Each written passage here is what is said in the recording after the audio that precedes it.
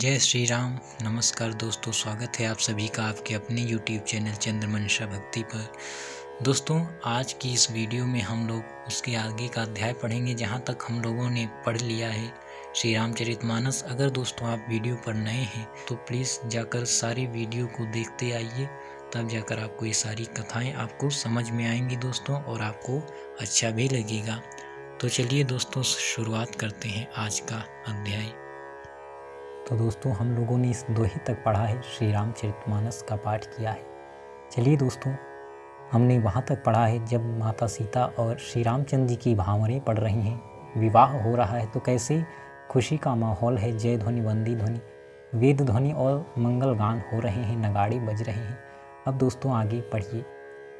कुंवरु कुंवरी कल भांवरी देही, नयन लाभु सब सादर लेही, जाई न बरनी मनोहर जोरी, जो उपमा कछु कहूँ सुथोरी। वर और कन्या सुंदर भांवरे दे रहे हैं। सब लोग आदर पूर्वक उन्हें देखकर नेत्रों का परम लाभ ले रहे हैं।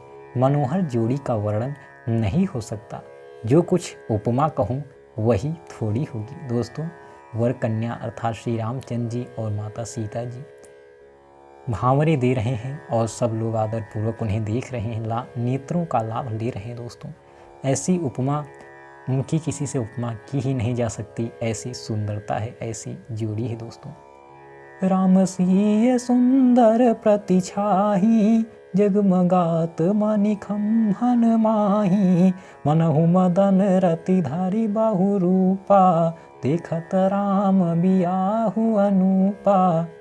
श्री राम जी और श्री सीता जी सुंदर परछाई मणियों के, मतलब दोस्तों उनकी जो परछाई है रामचंद्र जी की, सीता जी की, खंभों में जगमगा रही है, मानो कामदेव और रति बहुत से रूप धारण करके अनुपम विवाह को देख रहे हैं। दोस्तों, मणियों के खंभों में उनकी जो छवि है, परछाई है, वो जगमगा रही है, मानो कामदेव और रति ही बहुत से रूप धारण करके श्री राम जी के अनुपम विवाह को देख रहे हैं। दरस लाल सास कुछ न थोरी, प्रगटत दूरत बाहोरी बाहोरी, भये मगन सब देख निहारे, जनक समान अपान बिसारे। उन्हें कामदेव और रति को दर्शन की लालसा और संकोच दोनों ही कम नहीं है, अर्थात बहुत हैं। इसलिए वे मानो बार बार प्रकट होते और छिपते हैं। सब देखने वाले आनंद मग्न हो गए और जनक जी की भांति सभी अपनी सुध भूल गए। दोस्तों, संकोच भी है और दर्शन की लालसा भी है, इसीलिए ऐसा लगता है कामदेव बार बार मानो वो प्रकट होते हैं और छिपते हैं।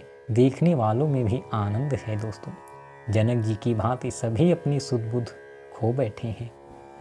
प्रमुदित मुनिन भांवरी फेरी, निग सहित सब रीति निबेरी, राम सिय सिर सेंदूर देही, शोभा कही न जाति विधि केही। मुनियों ने आनंद पूर्वक भांवरें फिराई और नेक सहित सब रीतियों को पूरा किया। श्री रामचंद्र जी सीता जी के सिर में सिंदूर दे रहे हैं। यह शोभा किसी प्रकार भी कही नहीं जाती। दोस्तों, मुनियों ने जो रीति थी उसके अनुसार आनंद पूर्वक भांवरें फिराई, नेक सहित श्री रामचंद्र जी सीता जी के सिर में सिंदूर दे रहे हैं, जिसकी शोभा कही नहीं जा सकती। अरुण पराग जलजु भरिनी के, शशि भूष आहि लोभ अमी के, बहुरी वशिष्ठ दीन्हि अनुशासन, वर दुलहिनी बैठे एक आसन। मानो कमल को लाल पराग से अच्छी तरह भरकर अमृत के लोभ से सांप चंद्रमा को भूषित कर रहा है। यहाँ श्री राम के हाथ को कमल की, सेंदूर को पराग की, श्री राम की श्याम भुजा को सांप की और सीता जी के मुख को चंद्रमा की उपमा दी गई है। दोस्तों, यहाँ पर श्री राम जी के जो हाथ है उनको कमल और सेंदूर अर्थात जो सिंदूर है उसको पराग की, श्री राम जी की श्याम भुजा को सांप की और सीता जी के मुख को चंद्रमा की उपमा दी गई है।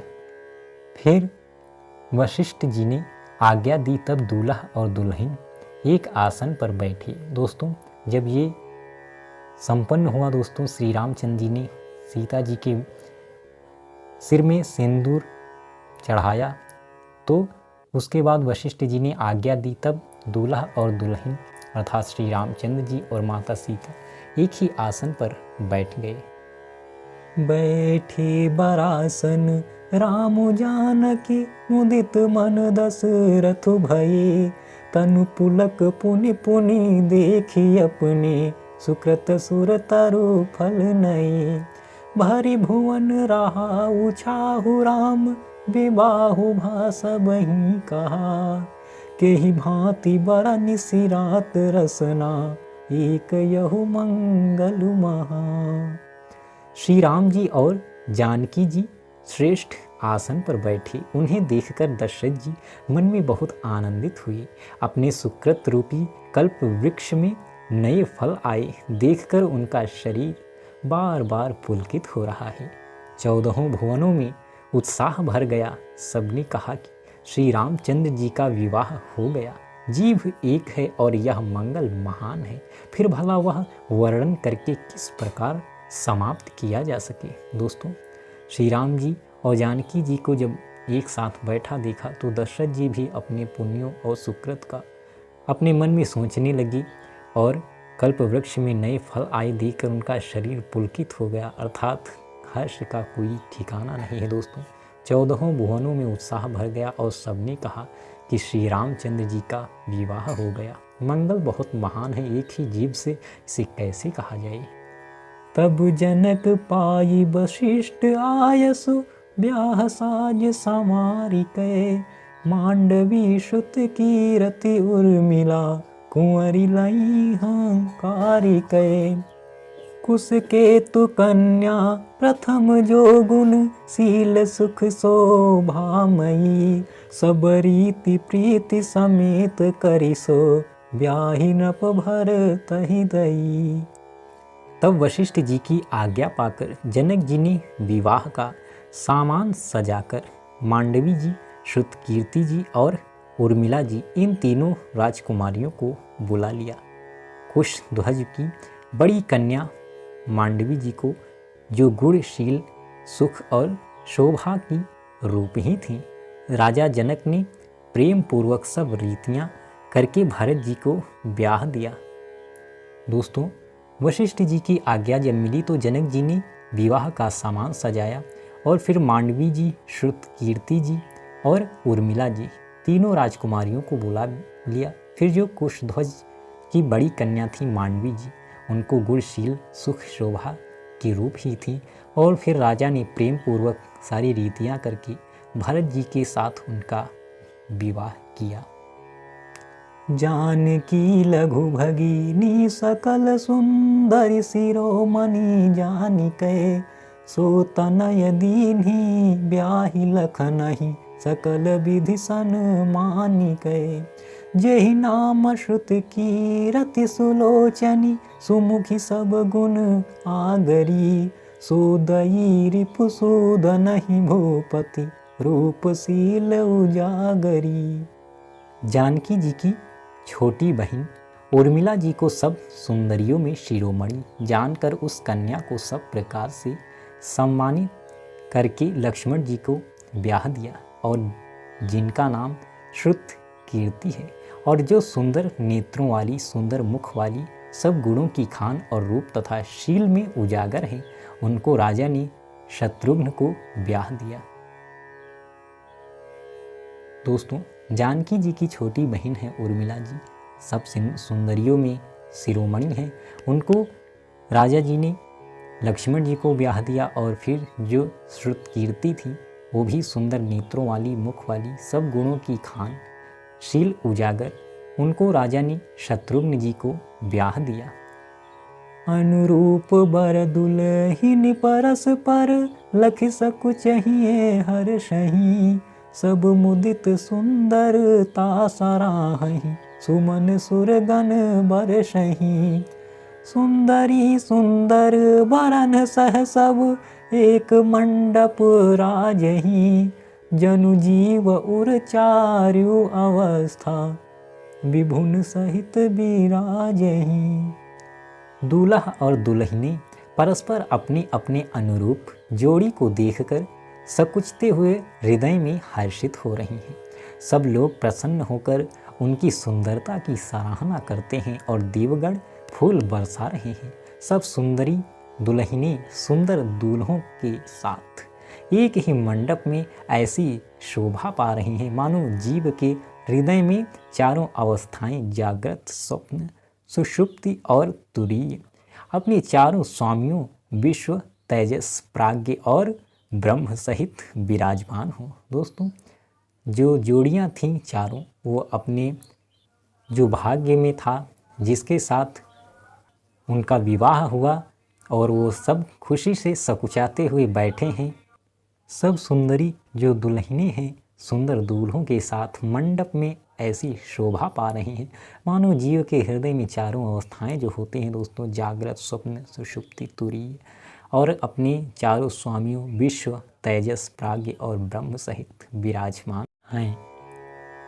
आगे देखिए दोस्तों, मुदित अवधपति सकल सुत, बंधुन समेत निहारी, जनु पाए महिपाल मणि, क्रियन सहित फलचारी। सब पुत्रों को बहुओं सहित देखकर अवध नरेश दशरथ जी ऐसे आनंदित हैं मानो वे राजाओं के शिरोमणि। क्रियाओं, यज्ञ क्रियाओं, श्राद्ध क्रिया, योग क्रिया और ज्ञान क्रिया सहित चारों फल अर्थ, धर्म, काम और मोक्ष पा गए हों। दोस्तों, सब पुत्रों को बहुओं सहित जब देखा अवध नरेश दशरथ जी ने तो इतना आनंद हुआ उनको, ऐसा लगता है मानो राजाओं के शिरोमणि जो क्रियाएं होती हैं दोस्तों, जैसे यज्ञ क्रिया, श्राद्ध क्रिया, योग क्रिया और ज्ञान क्रिया, ये राजा के लिए बहुत ही उपयोगी है और ये सब उन्हें प्राप्त हो गई हैं। और साथ ही चारों फल अर्थ, धर्म, काम और मोक्ष ये भी वो पा गए हैं दोस्तों। तो ऐसा भाग्य जिसका होगा दोस्तों, तो क्यों नहीं आनंदित होगा, उसका आनंद मग्न होना तो स्वाभाविक है। तो दोस्तों, श्री रामचरितमानस के इस अध्याय में आज हम यहीं तक पढ़ेंगे। अच्छे काम करते रहिए दोस्तों, अच्छे परिणाम आपको मिलते रहेंगे।